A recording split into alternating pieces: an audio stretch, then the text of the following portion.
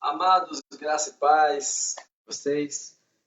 Depois de quase um mês sem termos a nossa célula, né, aqui pela transmissão nas mídias, estamos de volta, graças a Deus, mais uma vez aqui no nosso quartel-general, né, a casa do Renato e a Lidiane. Que Deus possa abençoar a sua vida, Deus possa abençoar a sua família, e nós vamos dar sequência ao trabalho que nós iniciamos ano passado de batalha espiritual, do livro da Lifeway, que a gente tem, né, utilizado. Batalha espiritual, vai ficar de cabeça para baixo para você, mas, né? Batalha espiritual, Lifeway, com John Franklin e Chuck Lawless, que são os autores desse livro, e a gente tem compartilhado dessa batalha espiritual já nos dias que nós temos estudado aqui. Hoje a gente vai fazer um breve resumo da última aula, ou das duas últimas aulas, que eu não tenho assim eu tenho uma vaga lembrança dessas ministrações, mas eu creio que nós estávamos falando sobre as estratégias, né, as artimanhas que o inimigo ele usa para tentar destruir o projeto de Deus nas nossas vidas. E uma das coisas, né, um dos motivos, uma das estratégias do inimigo é fazer com que nós pequemos. Satanás tenta nos tentar para pecar, e foi isso que a gente falou em uma das aulas anteriores. Quando nós abrimos a palavra do Senhor no Salmo 119, no versículo 11, por exemplo, lá o salmista diz: guardei no meu coração a tua palavra, para eu não pecar contra ti. E esse mesmo capítulo de Salmo, no 115, diz: afasta de mim, ó Senhor, todos aqueles que praticam o mal. Eu quero obedecer, ou eu quero estabelecer a minha vida nos teus mandamentos. Assim, então, é a palavra do Senhor. Então, Lili, seja bem-vinda, você que está chegando aí para assistir a nossa live. Deus abençoe a sua vida, Deus abençoe a sua casa, a sua família. Vamos orar para começar essa reunião? Senhor, em nome de Jesus, nós adoramos e bendizemos o teu nome. Muito obrigado, ó Pai, por estarmos aqui novamente, reiniciando a nossa célula virtual, a nossa transmissão. Que o Senhor possa estar abençoando todas as famílias que estão nos ouvindo agora e que vão nos ouvir durante o decorrer dessa semana. Que a tua graça, a tua misericórdia, o teu favor esteja verdadeiramente sobre a vida dos teus filhos, Senhor, no nome de Jesus. E que nessa ministração possamos aprender um pouco mais da tua palavra e aplicarmos nas nossas vidas aquilo que nós estamos aprendendo, para que possamos ser mais que vencedores em todas as coisas, em Cristo Jesus, aquele que nos amou primeiro e nos chamou para a sua maravilhosa luz. Amém. Amém? Então, quando nós falamos de guardei a tua palavra no meu coração para eu não pecar contra ti, remete-nos a uma cápsula protetora nas nossas vidas, que é a palavra do Senhor. Né? Uma redoma se coloca diante de nós, que nos protege, um escudo que nos protege para não pecarmos, que é a atitude do inimigo. A palavra de Deus, ela é essencial nas nossas vidas. Também no Salmo 119, acho que eu vou sair do Salmo 119, né? No versículo 11 a gente já falamos no versículo 115, e o versículo 105 diz para nós: lâmpada para os meus pés é a tua palavra e luz para o meu caminho. Então, quando nós temos a palavra do Senhor na nossa vida, ela se torna lâmpada, ela ilumina o lugar onde estamos e também ela se torna uma direção do caminho que estamos seguindo. Então, querido, o pecado, que é amartia no grego, que significa errar o alvo, não vai ter sentido, porque nós estamos no caminho certo.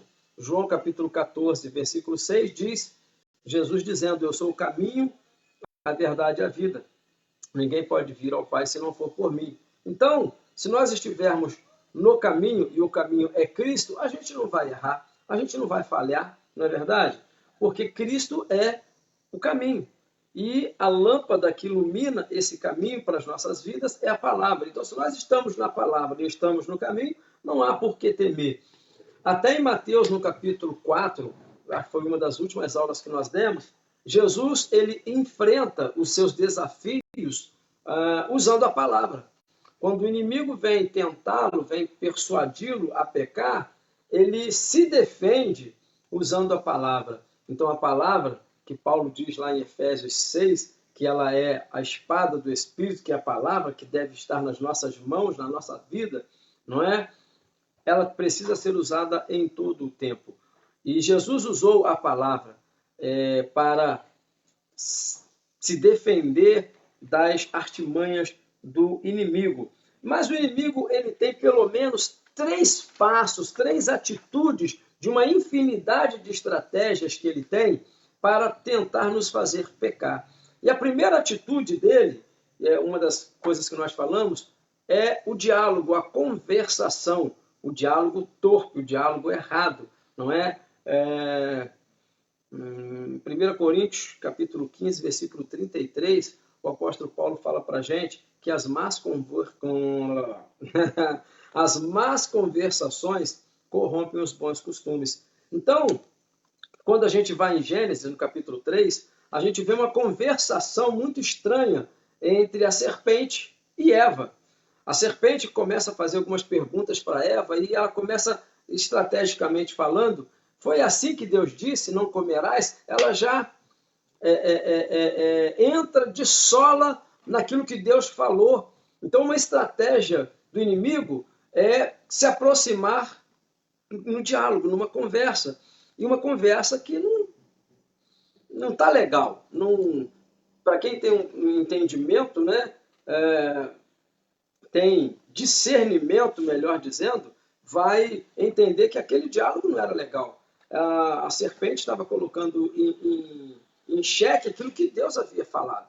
E quando Eva começa a responder, e de forma equivocada, a serpente, ou o inimigo, né, logo começa a perceber que a palavra não estava envolvendo a vida daquela mulher e também de Adão, que também foi o que pecou. Então, a primeira atitude é aquela que veio com o diálogo, quando a conversa não é agradável, quer dizer, ela é agradável a nós, mas não é agradável ao Espírito que habita em nós. Né? Lá em Gálatas, no capítulo 5, no versículo 16, diz que nós não devemos andar nas concupiscências carnais. Né?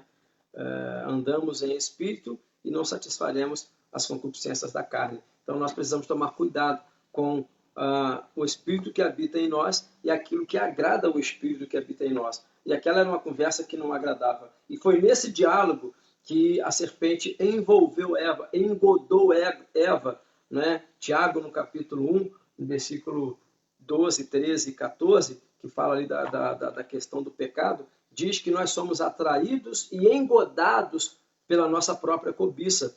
Então, a serpente, ela provocou a cobiça de Eva, né? A cobiça de Adão em querer comer daquele fruto. E naquele diálogo, quando ela viu, já estava envolvida. A segunda coisa que o inimigo tenta age para nos fazer pecar é mostrando para nós aquilo que a gente está perdendo. Né? O segundo passo é concentrar o nosso pensamento naquilo que estamos perdendo. Quando a serpente fala para Eva assim, certamente não morrereis, já chamou a atenção de Eva, porque vocês vão ser igual a Deus. Então, estou perdendo 2 vezes. Primeiro, eu estou perdendo porque eu pensei que eu ia morrer e não vou. E segundo, eu vou ser aquilo que eu não sou. Então, estou perdendo. E nessa ótica de perda, logicamente era uma mentira, tanto porque Eva morreu, Adão também morreu, e eles, uma outra mentira, eles já eram iguais a Deus. Façamos o homem a nossa imagem, Gênesis capítulo 1, versículo 26, façamos o homem conforme a nossa imagem e semelhança. E macho e fêmea, no versículo 27 e 28, Deus diz que os criou, os formou. Então, nós somos iguais a Deus. O que nos torna semelhantes, né, imagem e semelhança de Deus, é o nosso relacionamento com Deus. As pessoas que se relacionam muito com você, elas passam a ter atitudes iguais às suas. Você vê que filho, muitas vezes, né, normalmente, eles têm atitudes que os pais têm. Por quê? Por causa do convívio, do relacionamento. E Eva pensou que ela não era igual a Deus. Então, trazer a imagem daquilo que parece que estamos perdendo. E aí, querido, fica muito complicado, porque você olha para a vida do teu vizinho e ele tem uma vida melhor do que a sua, aparentemente. Você olha para o ministério do pastor amigo seu e ele tem lá um número muito maior, né, de frequentadores das reuniões do que o seu ministério. Aí você fala assim, poxa, eu estou perdendo. E isso é ruim, isso é complicado, porque você não está perdendo, né? A grama do vizinho é sempre mais verde do que a nossa, até que se descobre que ela é artificial. Nunca vai perder a cor, né? A ótica que o inimigo quer nos levar é a imaginarmos que nós estamos perdendo, não é? E isso leva-nos a sentimentos de desejos, né? Desejos que não estão coadunados com a palavra do Senhor, que não estão de acordo com a palavra do Senhor. Quando nós colocamos a nossa atenção em coisas que não temos, estamos levando as nossas vidas para um lugar muito perigoso, um lugar de tentação, né? Porque eu não tenho, mas eu gostaria de ter. E tememos perder alguma das coisas temporais e que nos dão prazer momentâneos e caímos assim no que pode fazer com que nós pequemos. Colossenses, no capítulo 3, no versículo 1, diz para nós, se você já ressuscitou com Cristo, né, Paulo dizendo, se já ressuscitastes com Cristo, buscai as coisas que são do alto e não as que são terrenas. As do alto são eternas, as terrenas não são, né, as que são invisíveis. Em Coríntios também ele fala isso. Então, nós precisamos, primeiro, entender que nós já ressuscitamos com Cristo. Nós não vivemos mais naquela fase do velho homem. A nova criatura está em nós. 2 Coríntios 5,17. Se Cristo está em nós, nós somos novos, as coisas antigas ficaram para trás. Não é isso que está escrito, não é assim que tem que ser? Então nós não somos perdedores, nós não estamos perdendo. O nosso foco, a nossa visão são coisas eternas, não temporais, coisas que vão ficar por aqui. Mas o inimigo quer que a gente tenha uma mente envolvida com essas coisas. E esse é o segundo passo dele. Mas ele ainda tem um terceiro passo, uma terceira atitude, que é proporcionar, como ele proporcionou para Eva naquela visão dela. Olha que há algo interessante. A palavra do Senhor lá em Gênesis 2 diz que, no versículo 8 ou 15, diz que todas as árvores elas eram bonitas e saborosas, bonitas à vista e árvores boas para se comer, ou seja, tem sabor, frutos que têm sabor. Então era desejável, era gostoso, não é? O detalhe é que Eva achou, no versículo 8 lá de Gênesis 3, que aquela árvore também ela era desejável para dar entendimento. Esse desejável já foi uma atitude de Eva. Já foi ela engodada, envolvida, enredada com a sua própria cobiça. A serpente não tinha que fazer mais nada. Ela já tinha feito a parte dela. O que agora Eva estava vendo é que aquilo seria saboroso. O que Eva agora estava vendo é que aquilo era gostoso. Então, o pecado, ele vai ter um sabor de parecer ser bom, de parecer ser agradável, ser gostoso. Então, esse é o terceiro passo, essa é a terceira atitude ou estratégia de uma infinita que ele tem para lançar esses 3 passos para que venhamos a pecar, para que venhamos a perder os planos de Deus. Uma outra coisa que o diabo tenta promover nas nossas vidas, além, né, do desejo de pecar, é de colocar amargura dentro de nós, de colocar ofensa dentro de nós. E a amargura, como Hebreus 12:15 diz, né, ela é como uma raiz de amargura que brota e contamina todos em nossa volta. Imagina você com um cesto lá na sua casa de maçãs, aquelas maçãs vermelhas, grandes, bonitas, e uma delas lá no meio está podre. Ela não tem mais sabor, ela não tem mais vida, não tem mais nada. Mas você não viu. E ela está escondidinha no meio das outras. aquilo vai fazer com que, todos nós sabemos disso, com que todas as outras em volta comecem também a receber aqueles elementos mortos e passam a morrer também. Passam a receber aquela contaminação e a ficarem contaminadas também. Aí, quando você tira aquela maçã, quando você percebe que aquela maçã que estava apodrecida lá não tem mais finalidade nenhuma, você tira, você vai ter que retirar aquelas que estão em volta dela também, porque já foram contaminadas. Isso quando você não perde o cesto todo. Então, uma outra estratégia do inimigo é tornar a nossa vida cheia de amargura. As pessoas fazem mal para nós, né? Você não quer relacionamento com elas. E esse tipo de amargura é o que nós chamamos de não perdoar. Não vou entrar em todos os detalhes do não perdão, mas na oração do Pai Nosso, em Mateus capítulo 6, no versículo 9 em diante, fala-nos uma das questões da oração do Pai Nosso, desse modelo, é que as nossas dívidas devem ser perdoadas, ou as nossas ofensas devem ser perdoadas, da mesma forma que nós também perdoamos aqueles que nos ofenderam. Olha só, somos nós falando com Deus. Jesus está falando assim, essa tem que ser a tua oração. Perdoe as minhas ofensas da mesma forma que eu tenho perdoado aqueles que têm me ofendido. Eu que estou falando com Deus. Então, Deus não tem como perdoar as minhas ofensas se eu não perdoei aqueles que me ofenderam. E isso vai gerando... Por que isso é ruim? Primeiro, porque Satanás quer que a gente viva na desobediência. A desobediência, lá em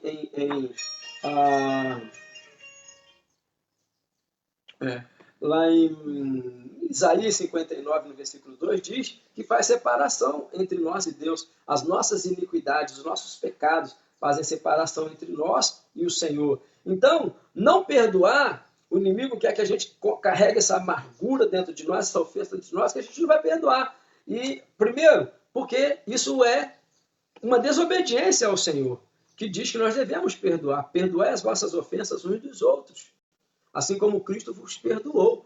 Né? Isso fala lá em Efésios e tantas outras passagens que nós podemos usar nas Escrituras. Desobediência. Segundo, que o perdão é uma marca daqueles que também foram perdoados. Então, se eu entendo que eu recebi o perdão, Mateus no capítulo 18, né, no versículo 21 em diante ali, até acho que o 35, fala-nos daquela mulher que quando Jesus entra na casa lá de Simão, né, e ele não recebe Jesus adequadamente, apesar de Jesus ser um convidado dele, e entra lá aquela mulher que era uma pecadora, e então Simão, no seu pensamento, começa a falar assim, se ele soubesse, se ele fosse profeta mesmo, ele saberia que essa mulher é uma pecadora e tudo mais. E aí, Jesus, no diálogo que tem com aquele homem, ele vai falando, olha, eu entrei na tua casa, tu não lavou os meus pés, ela está lavando os meus pés com as suas lágrimas, você não enxugou os meus pés, ela está enxugando com os seus cabelos, você não me saudou com os santos ossos, ou seja, com um beijo, né, um beijo na face, que é o sinônimo de respeito entre os judeus, e ela constantemente beija os meus pés, porque ela pecou muito, ela está sendo muito perdoada. Quem muito ama, muito é perdoado. Quem pouco ama, pouco é perdoado. Associando amor e perdão. Associação, aliança entre amor e perdão. Quem ama, perdoa. E quem ama muito, perdoa muito mais. Olha que coisa extraordinária. Então, quando a gente não perdoa, é sinônimo que a gente também não ama. E a marca de quem ama é saber que ele foi perdoado. Então, eu amo. 1 João, no capítulo 4, versículo 19, diz, nós amamos porque ele nos amou primeiro. Esse nos amou primeiro é porque ele nos amou e nos perdoou. Lá em Romanos 5, 8, diz para a gente que nisso Deus prova o seu amor para conosco. Éramos nós ainda pecadores quando Cristo morreu por nós. Ou seja, nos amou e nos perdoou. Morreu a nossa morte. Então, a segunda ideia é essa, que a marca de quem perdoa é porque foi perdoado também. E há uma terceira situação, né? As pessoas estão olhando para nós. O nosso testemunho é válido quando nós perdoamos. Então as pessoas vão falar assim, engraçado, ele fala que eu devo fazer alguma coisa, né, tia Lourdes? Fala que eu tenho que fazer algo, mas ele mesmo não faz. Eu tenho que perdoar, mas ele mesmo não perdoa. Então como é que eu posso? Como é que eu posso seguir alguém que fala para eu ter as atitudes dessa pessoa, mas ela não tem as atitudes? Então, pastora Deise, Leidiane, nós também precisamos que as pessoas sigam os nossos passos como nós seguimos os passos de Cristo. Não é? Ele perdoou, então eu perdoo. Se eu não perdoo, logo eu não dou testemunho do perdão que eu recebi. E se eu não dou testemunho do perdão que eu recebi, as pessoas não vão se associar a mim, à minha vida, ao meu relato, à minha história. Então nós precisamos sim carregar as cargas uns dos outros, né? E nos amarmos de forma honrosa e de forma doadora. Efésios capítulo 5, versículo 22 e 23, que diz aos maridos, né, amai as vossas esposas como Cristo amou a igreja e se entregou por ela, amor respeitador e doador. Isso tem que fazer parte das nossas vidas. Nós falamos isso anteriormente. E eu quero concluir, né, a nossa ministração de hoje. Está sendo rápida, né? Eu acho que está sendo rápida, não sei. De repente eu estou falando aqui há 20 minutos e não estou nem sabendo. Eu gosto de falar, né? Eu vou falando assim, tá, liga e vamos embora. Uma terceira coisa que o inimigo tenta fazer é fazer com que a gente perca o foco, perder o alvo. Nós precisamos acertar o alvo. E todas as vezes que nós erramos o alvo, o grego tinha isso com uma palavra chamada amartia, que é errar o alvo. A amartia foi associada ao pecado, porque o pecado é quando a gente erra o alvo. O nosso alvo é Jesus Cristo, não é? E quando a gente erra os ensinamentos dele nas nossas vidas, nós pecamos. E é esse foco que o inimigo quer que nós tenhamos.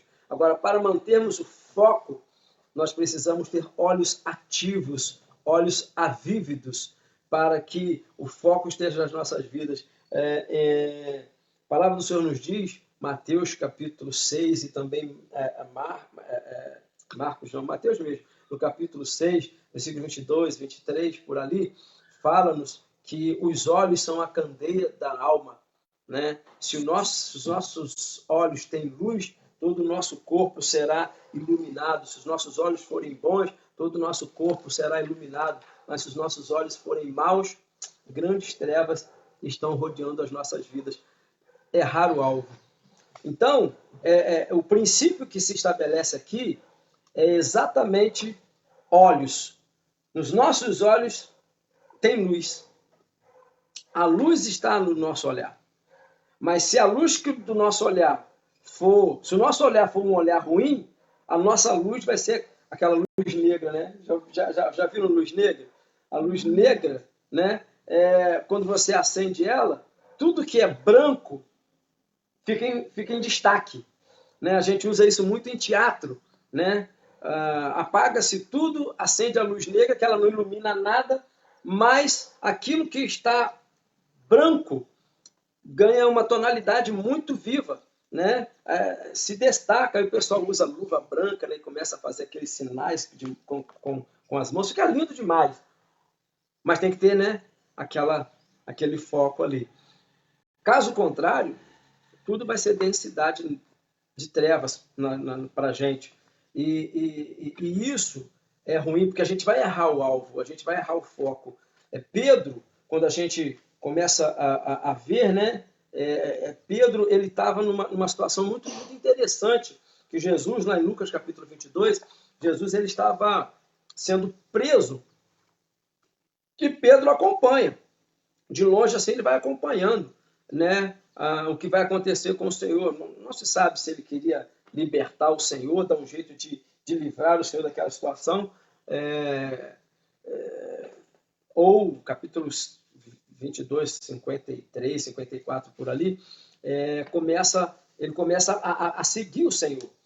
De repente era para ver o que iria acontecer com o Senhor, e relatar aos outros, ou então libertar o Senhor. Mas algo acontece que muda o foco dele. Ele para no meio de uma galerinha que estava no meio, numa fogueirinha, e uma mulher o identifica como discípulo de Jesus. E aquilo ali tira o norte dele. Porque anterior a isso, Jesus disse para ele que o diabo iria peneirá-lo. E a peneira do diabo é realmente tirar a gente do foco, daquilo que o Senhor tem para nós. E o que ele faz? Ele começa a ter medo. 1 João, no capítulo 4, versículo 18, diz que o perfeito amor lança fora todo medo. No amor não há temor. Né? Então, perder o foco é perder o amor. Né? Perder o amor, pronto, lascou tudo. Né? E o inimigo ele começa a fazer exatamente isso. E ele começa a ter medo daquela situação. E aí a mente dele começa a vagar. E ele fala assim, não, eu não conheço ele não. Olha, começa a mentir. Não é? Ele começa a mentir. João 8,44 diz que o pai da mentira é o diabo. E aí Pedro começa a mentir, ele está sendo peneirado, ele está sendo cirandado e ele não está percebendo isso. E ele está perdendo o foco. Isso acontece com todos nós. Não deveria, querido, mas acaba por acontecer. Né? Quando a gente começa a receber aquela saraivada de coisas, a gente deveria que, no início da aula de hoje, a gente deveria que buscar a palavra do Senhor. Né? Paulo ainda fala lá em Filipenses capítulo 4, versículo 8, tudo aquilo que for verdadeiro, que for honroso, que é virtuoso, se tem algum louvor, seja isso que ocupe o vosso pensamento, né? Porque quando o nosso pensamento está envolvido com coisas que louvam, que honram, que têm exaltação a Deus, né? A nossa mente vai estar sempre plena daquilo que é do Senhor, as outras coisas não vão entrar. Aquilo que não é de Deus não vai entrar, não é verdade?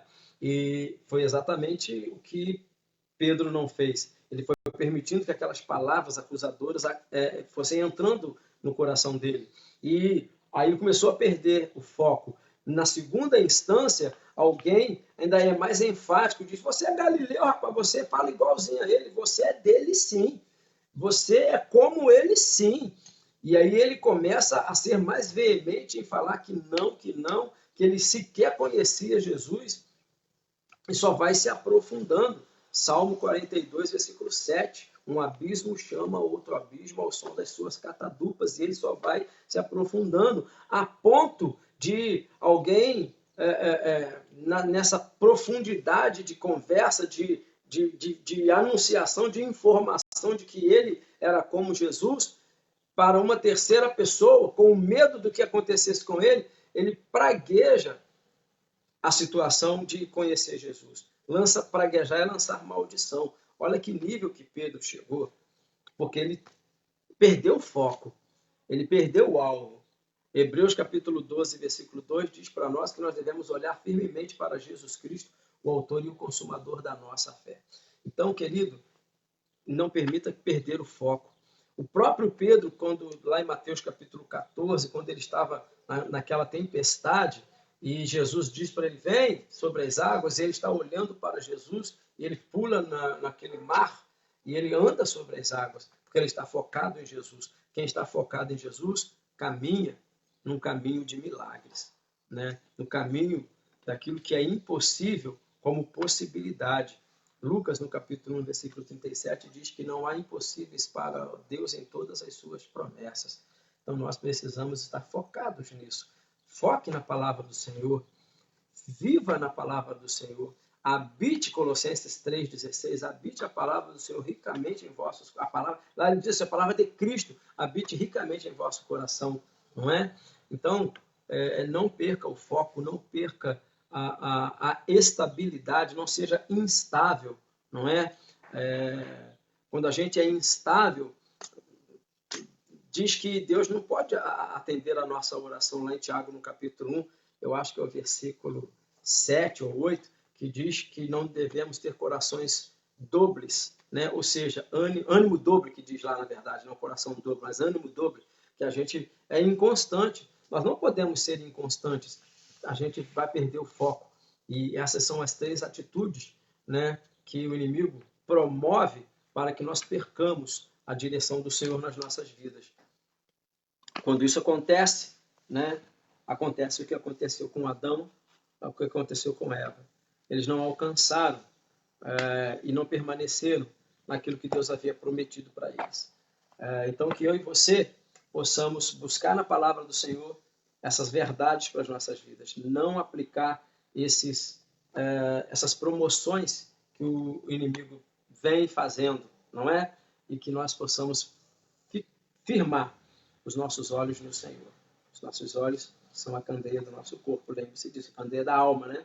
Do nosso corpo, e aí todo o nosso corpo vai ter luz, e luz que vem do Senhor, no nome de Jesus. Então receba essa palavra nessa ministração de hoje para a tua vida. Espero que eu tenha abençoado a tua casa. E eu quero mandar um beijo para todos vocês, né? Que ficaram ardentemente aguardando. Viu, Jorge? Olha só que bênção. Estamos de volta. O pessoal de Paulo de Frontin, pessoal aí de Areal, que estão sempre, né, mandando mensagem para a gente. Quando vai começar? Estou com saudade. Então, recomeçamos. E eu acho que recomeçamos assim de uma maneira bem forte, né? Bem incisiva. E que Deus possa abençoar a vida de todos vocês, não somente Paulo de Frontin e Areal, mas também todas as cidades que estão sempre acompanhando a gente. Que o Senhor possa abençoar a vida de todos vocês, viu? No nome do Senhor Jesus, que Deus abençoe cada um de vocês. Eu vou pedir a Leidiane que ore por nós, entregando essa célula e mais esse estudo nas mãos do Senhor, e que nós possamos ser abençoados em todo o tempo, porque estamos firmados na rocha que é Cristo Jesus. Senhor Deus, meu Pai, nós te louvamos, Senhor Deus, e agradecemos por essa palavra. Pedimos, ó Deus, que o Senhor venha, Deus, nos ajudar, Senhor Deus, a nos revestirmos, ó Deus, da tua palavra, Senhor, a revestirmos, ó Deus, da armadura, Deus, que o Senhor nos deu, Deus, para que nós possamos, ó Deus, vencer, Deus, todas as tentações, ó Deus, tudo aquilo, Deus, que o inimigo vem tentando, Deus, trazer, ó Deus, para nós, ó Deus, para que nós possamos, ó Deus, sair da tua presença, Senhor. Que no nome de Jesus, Deus, essa palavra, Deus, possa entrar, Deus, no nosso coração, Deus, possa renovar, Senhor Deus, a nossa mente, Deus, que nós possamos, ó Deus, entender, Deus, de verdade, Deus, aquilo que o Senhor tem falado conosco, tá?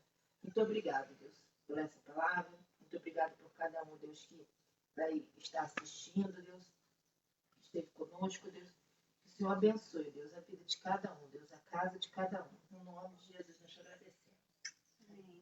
Amém?